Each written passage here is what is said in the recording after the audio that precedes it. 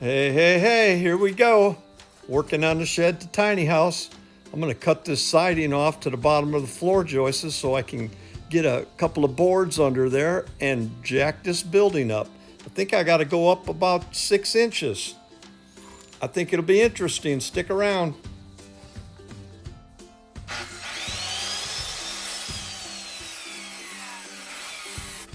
Last week I took the front of the building off to make it as small as possible because raising it up, it's kind of dicey, but I think it's going to be okay.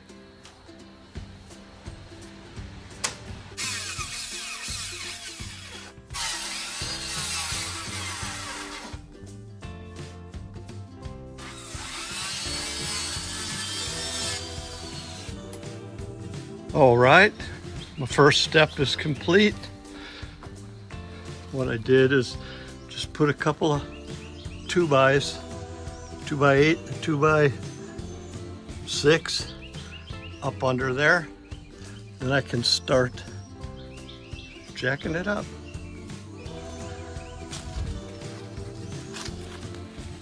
There you go. All right, I leveled me out a nice spot for some blocks. And now I'll start jacking this thing up a little bit. I wanted to put a little pressure on it before I even cut the posts.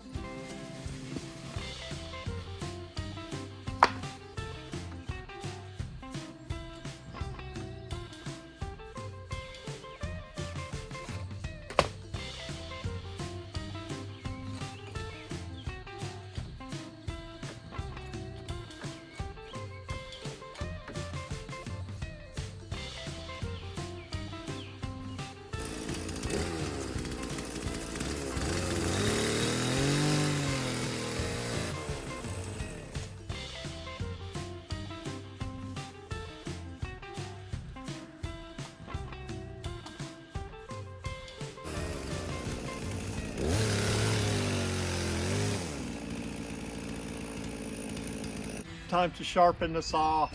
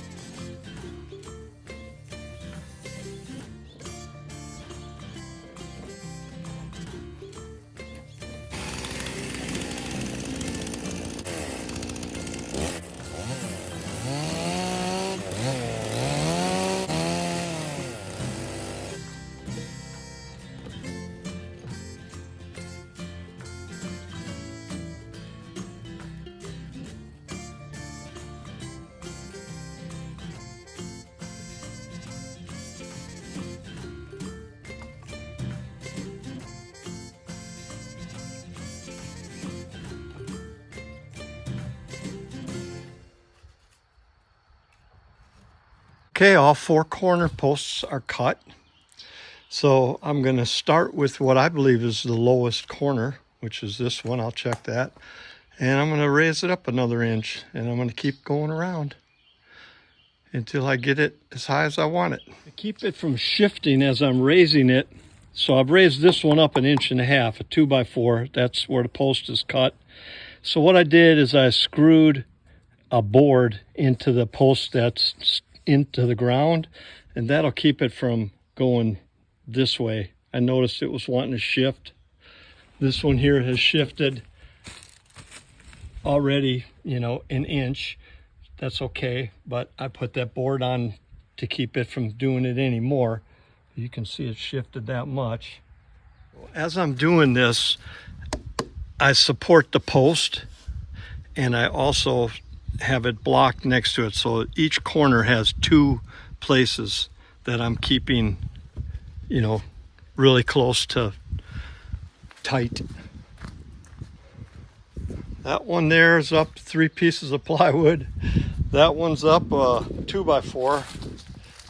This one's up 1.25 inches.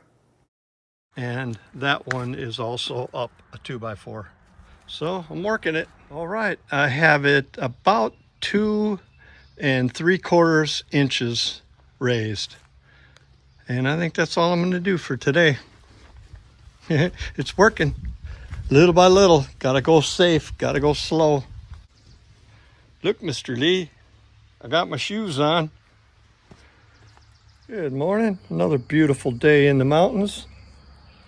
A little wet. It rained last night, but that's cool. I found a wall-mounted toilet that you can force by doing a little alterations, the plumbing to go out the wall instead of going through the floor, which means I won't have to raise it up as much. And so I'm trying to determine exactly how high I got to raise it. That's where I'm at. So I'm trying to read the specs on that wall-hung toilet. There's some good videos on it, so I know I can do it. I watched it right there on YouTube, how to install it, because it's a little bit different. But I'm thinking I can make this work. Septic is right here. I think I can put a T on that horizontal pipe, just like that Y that's on there now, where the last owner had it, where they could hook up a camper to it. But I think I can put a T on there and come straight across. And I'm right here at the bottom of the building. My best guess is, you know, somewhere in here. I think I might get away with that. I don't have too much farther to go, but I got to find out exactly.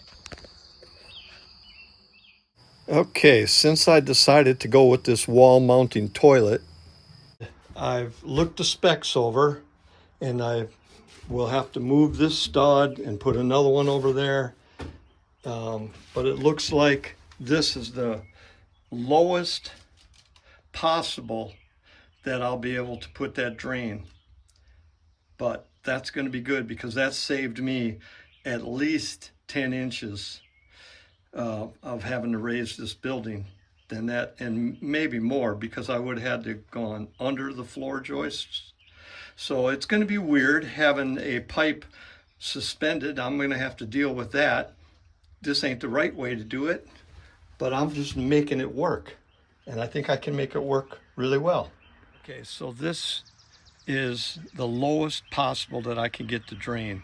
I lined up the top of both of those pipes.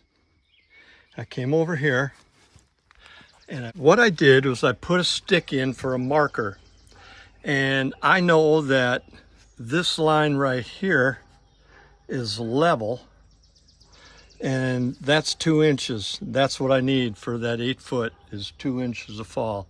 So I transferred that to here. So when the top of this pipe gets up to here, I'm high enough. So I got about 3 inches to go.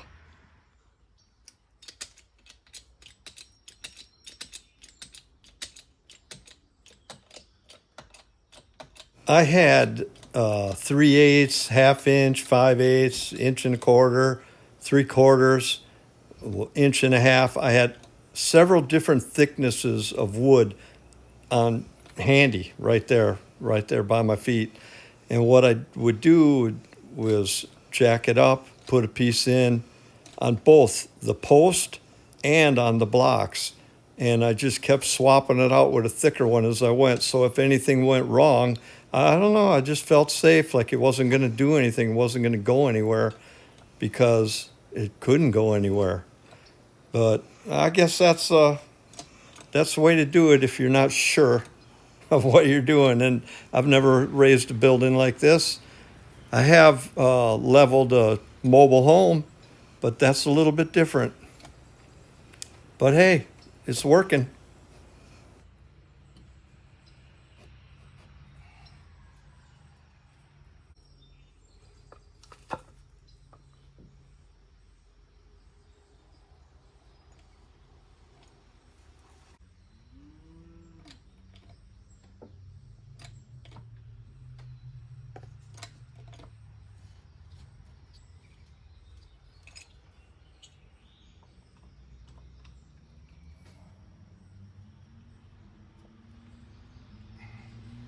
Okay, I got this one corner up exactly where it needs to be. I put a new post in. I'm going to put it in concrete. All I did is get a good square flush cut with the old one. I'll probably wrap this with something to give it extra strength, but I think we're going to be fine. So now all I have to do is level the building, because the first corner is correct. And I got my 2-inch fall on my drain. Perfect. Here we go. It's always nice to have some help, and a friend of mine came by to lend a hand.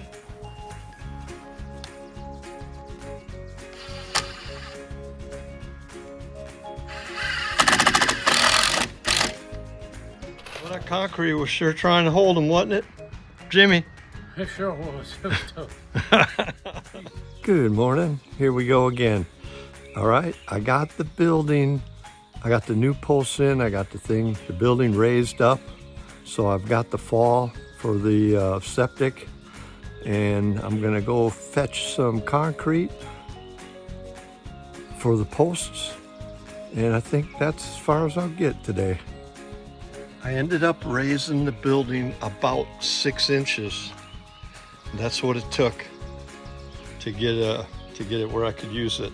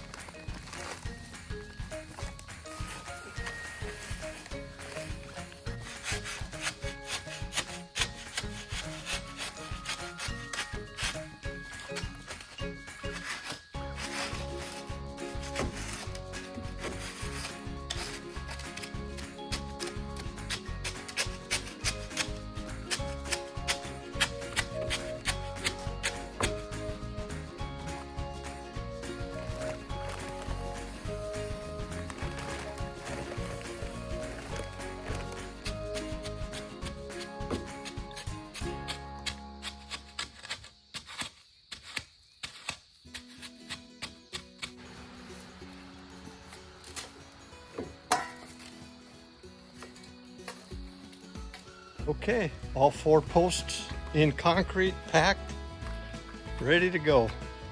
Never run out of things to do up here in the mountains. I sure am having fun on this one. Thanks for coming along.